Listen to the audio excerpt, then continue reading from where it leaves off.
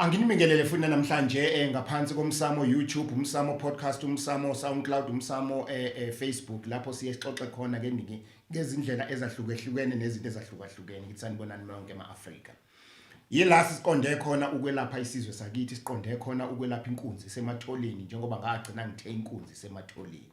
Ngizoke ngithi phecelezi ke namhlanje ke ziningi izinto esizibuka ngokwepolitiki. Ngoba kuswa nje ngo1994 konakala yonke into esikhulumayo ipolitiki, yonke into uthi noma usuyibeka into hayi siyisa kwipolitiki. Ake sikhulume nezinye zezinto ngobuntu bobumoya baseAfrika. Ake sikhulume ezinye zezinto njenganezinto esizibuka ngaphandle kwepolitiki.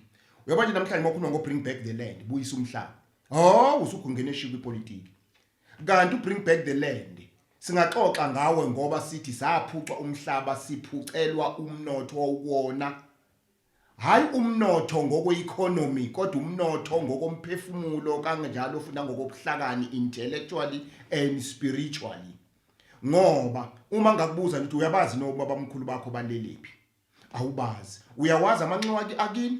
Uyawazi. Usengaya kona ngekuye ngoba kwathatha umhlaba. Saphucwa umhlaba siphucelwa ingono yethu nokuxhumana kwethu nenkaba yethu. Ngakho ke asikubheki njalo njengepolitiki. Yingakho ke namhlanje ngifuna ukukhuluma ngento futhi engafuni ukuthi uzungicabange njengosopolitika ngisoze ngaba uyena ngiyena futhi ngilokho okwaziyo. Ngakho ngifuna ukukhuluma ngesigwebo sentambo. Isigwebo sentambo saqalwa amabhunu ngoba ephikisana nokuthi kufanele kwenziwe intando yawo. Bewuthi mawuphambukile wenze lokhu nawe mhlawumbe okwenze waze weqa bese bebonta ingcono bakubulale. Umbuzo wami uthi mawumbulala umuntu uyamelapha yini? Ake sinje manje nansi ingane yakho yonile. Yini okufanele uyenze enganeni yakho? Ukuyishaya ngoswazi, ukuyifundisa, ukuyibonisa, ukuyikhulisa noma ukuyibulala. Kodwa yazi mawuyibulala awuzenzi lezi zinto zokuqala engizishile ezine, ukuyibonisa nokuyikhulisa nokuyihlakaniphisa nokuyifundisa. Awukwenzi lokho. Ngiyazi ukuthi sihlukumezekile. Omama bethu bahlukunyeziwe, odadewethu, abafowethu, yingane zethu. Baningi bantu benkosi, abantu abagwetshwa isigwebo sentambo, ababengonile. Abanye babe baboniswa isimo okwakufanele belashwe kuleso simo okuyisona esasibonisa. Ngakho ke kuMsamo Institute lithi elami isigwebo sentambo asiki isidingo saso. Ngizochazela ukuthi ngani. Ake ngithi mawuzwa kuthiwa Mkhize lo hleli nawe phansi ubombukayo udlwengulile. Hawu baba umdala kangaka 65 udlwengulile. Yini uMkhize azadlwengule? Konakalephi kuMkhize? Kukhona yini la uMkhize konakale kuyena emsamo ethungweni? Kukhona yini uMkhize kumphambanele engqondweni na? Kukhona yini uMkhize la ifuna ukusizwa khona Nkosi yami abangamsiza? Asicabangi lokho. Kodwa siMkhize udlwengulile. uMkhize akagwetshwa intambo. Lithi elami ningizwe kahle. Ngiyazwelana nazo zonke izinto ezenzakalayo emhlabeni. Singabantu kubhlungu. Nami okukuvelele kuyongivelela ngelinye ilanga angizikhiphi kuloko. Uze wazi ukuthi okwehlakalele nami kungehlakalele. Ngoba we African people, we are coming from a community, from a social network. What happens to one, it happens to all. Ngakho uma usejele noma ingane yakhe isejele, neyami isejele. Mhlambe yakhe ibopheke kangcono kuneyami, eyami isejele la ngaphandle, iyona ehlupheke kakhulu kuneyakho, eyakho eboshwe ejele la ngempela. Ngakho yingakho ungafanele omunye umuntu umehlakalelwa yinto uzibona ukuthi uhlakaniphile kunaye ngoba ayikwehlelelanga. Yingakho ungafanele ukuthi uma umuntu ehlekelelwa yinto bese ugiya ngethambo lakhe bese uyahleka. Ngoba nawe kuyokuhlaka bangaka kade ba ama-millionaires abangenalutho namhlanje. Kade bebakhulu bangaka kade benemizi benotho. Ngilalele nje mhlawumbe udlelwa imoto, mhlawumbe umuzi uyadliwa, nami uyodliwa ngelinilanga. Kuyadliwa nami yami imoto. Ngakho ungaziboni ukuthi ungcono. Ngicabange lapho uma ngikhuluma ngesigwebo sentambo. na inkinga la ikhona kuthina bantu basemhlabeni.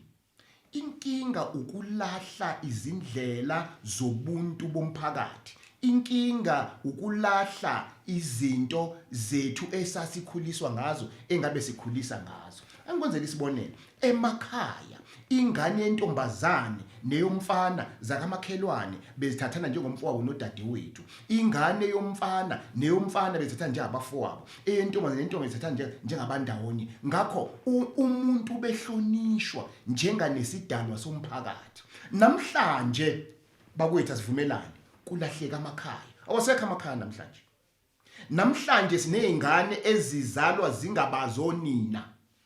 Namhlanje sizalwa kunezingane ezingabazoyise. Ikhule kabuhlungu ingane. Ikhule ingane ingafundisiwe inhlonipho. Hayi yasekhaya kayise nonina. Hayi kayise nonina inhlonipho yomphakathi. Uthi leyo ngane ayikhule ivuthwe ibe njani na? Ave yini ngalokho sibhebhezela abantu abazoba izoni. Uyazi ukuthi khona umuntu okathi mase onile okuvakashela ejele. Ufice umuntu onile uthi mfowethu kwenzekani wayenza kanjani lena? Athi umuntu mfowethu namangazi. Kodwa mawusuphenya uthola konakala emumva. Lo muntu siyamthatha uyamphanyeka uyambulala. Kanti ubulala umuntu obezoba umholi kusasa. Kanti kube lo muntu uyamkhanda, umlekelele, umakhe, akheke. Ngelinye ilanga uyovela nento ethile esingenayo emhlabeni. Wazi ngani ukuthi itelevision le? Wazi ngani ukuthi iselwa lo iPad? Wazi ngani ukuthi uFacebook lo ubukayo waqanjwa umuntu mhlawumbe owake wona ukube wagwetshwa intambo lo muntu ngaba unawo lo Facebook, ngaba unawo lo podcast ongibuka kodwa. Kuyalinganisa, angisho ukuthi kunjalo. Ngakho ke asizibheke ezinye izinto ngehlo manjena ke la namhlanje lobuntu asingalibheki ngokwenzondo. Ngidlule lapho bantu benkosi asivumelaneni sikhohlakele. Ngike ngayejele. Ngafika ejele umfana uboshiwe. Umfana wathola umsebenzi. Wahamba umfana wasebenza umakhelwane ngomona. Wahamba ovula icala ukuthi umfana udlwengula ingane yakhe. Ngempela ingane yagqishwa ingane ukuthi othi wena udlwengulile lona kwathi wacela. Kodwa udokotela lokho ekhalela ukuthi angiboni izimpawu zokuthi lona udlwenguliwe. Ugwetshiwe umfana 6 years. Ngoba umakhelwane ube nomona. Umakhelwane usebenzise isimo sani na somona. Ufanelekile umfana ejele. Ake sifike lo mfana ke manje ke akakathathwe ayogwetshwa intambo. Ngento angayenzanga. Bangaka abantu abasemajele abangazenzanga izinto okuthiwa bazenza kodwa bakhelwa uzungu. Namhlanje ngixolise, namhlanje lolo zungu olungabakhinyabeza. Agcina umuntu egwetshwa intambo. Nakho ke uzothi umuntu Mkhize angikuzwa. Ikuphi imapha amaseko nezisekelo ozibekayo wena ngosigwebo sentambo? Zinhlanu. Lithe lami okokuqala abantu ake sibuyele ezintweni zethu ke sakhane. Okwesibili isizwe nesizwe umhlophe umndiyi umkhaladi unesiko nesintu sakho. Okwesithathu ake sibeke manje ke abantu abangasebenzisi imizwa asisebenzise kakhulu ukucabanga kanjalo futhi nokubhekelela ukuthi lento ize yenzeke nje yenzeke kanjani. Okwesine ake manje siphume kwipolitiki ekutheni isigwebo sentambo sisibonge ngokwepolitiki ake sisibuke ngokobuzwe bobuzwe obalahleka esaphucwa bona obathathwa. Okugcina nokwesihlanu ake sibheke manje isigwebo sentambo sisibuke ngokuthi siyakha yini na. Lalela uhulumeni ngimthanda kabi obavezenza izinto bese hluleka futhi. Wagijima ngo1994 washintsha amagama amajele from prison kwathiwa correctional services. Angiphinde correctional services to correct the people, to correct their behaviors. Angithi siyaba correct. Baba correct happy. Mase kuthiwa kubuya isigwebo sentambo ngisaba correct. Nakhona yini eyenziwa emajele to rehabilitate abantu bakithi unzo kahle abamnyama? Kungani ngicizelela abamnyama? Mawu rehabilitate umuntu omnyama mrehabilitate ngesintu sakubo. Hamba uyomfunisa la konakele khona engonweni kanina. hamba uyofuna la konakele khona enkabeni kayise. Uma ngizobiza isibongo sikababa engashadanga noma kulula ukuthi ngenza izinto eziphambene ngiphambaniswa yithungo bese ngingena ejele wena usungibizela umfundisi uzongithandazela ngeBhayibheli anginanxa ngokuthandaza neBhayibheli kodwa akangelaphi ngalokho okuyikona still noma ungangithandazela isibongo asishintshe koze kufuna kuguquke sona isibongo bakwethu siyaziphika lezi zinto siyazazi imihla namalanga asifuni ukuthi lezi zinto sizamukele sizenze ngeke ngavakatshela isibhedlela la sekulele khona abantu esebetshela ukuthi nina you are declared ukuthi you are going niyahamba emhlabeni izinto abazikhulumayo bayeziyethusa iningi labo they don't want to put them in writing ukuzibhala ukuthi should I have done this and this and this mangathola usibanibani ngixolise kuyena mhlambe ngingaphuma kulesibhedlela mhlambe ngaba ngikho kulolusizi kodwa ngebhada kasekho usewahamba emhlabeni ngakho ke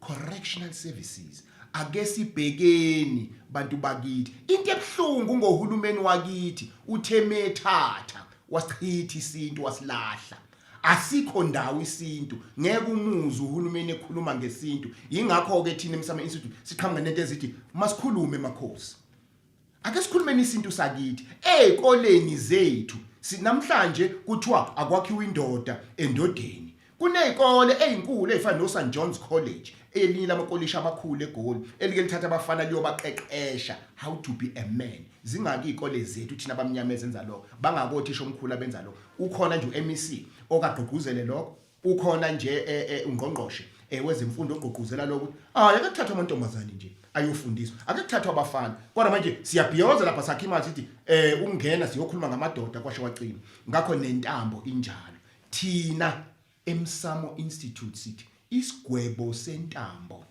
asikho ngoba awumakhi umuntu uma umgweba ungabhekanga ukuthi yini lena embangele ukuthi aze enze lento uyabona nje thatha inkukhu ingene endlini lenkukhu kunokuthi uyishikize ushaye uthi ingaphindi ingene la uyayibamba uthi nqome sokuphelile inkukhu nje awuyifundisanga lutho ngaphike ingane yakho osukayo unokuthi ungayifundisi ungalwi nayo iningi lethu bakwethu is about the upbringing ngiyaphinda most of us it's about the upbringing bheka mzali musa njalo ukuthi lengane nje ake usibheke nawe mzali qobo lwakho ukuthi unjani uyikhulise kahle lengane sisejele oyothi umuhleli uzothi uyigwetshwa intambo na ngakho ke elami lithi asenzeni izinto ezakhanayo hayi izinto ezibulalanayo ngeke uthi ngoba imoto yakho ishayisile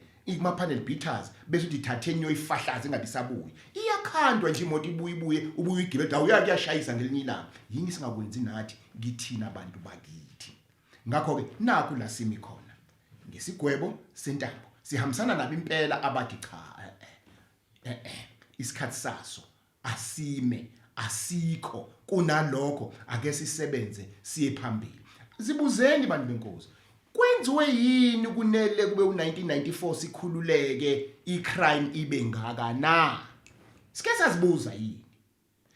sazibuza yini ukuthi amabhunu ayeyicontrola kanjani sihlulekaphi thina siyaxoxa yini sesinama platforms amaningi kungani ukuthi bakuvuleleka bese kuyimanqa konakala kakhulu yini unele uthenga umzomkhulu eBhalithe esentini endaweni ebizayo bese kubuya inhlupheko ebezingeke uhlele Soweto noma eMlazi noma kaMashu zibuze lo mbuzo sihlangane futhi nangokuzayo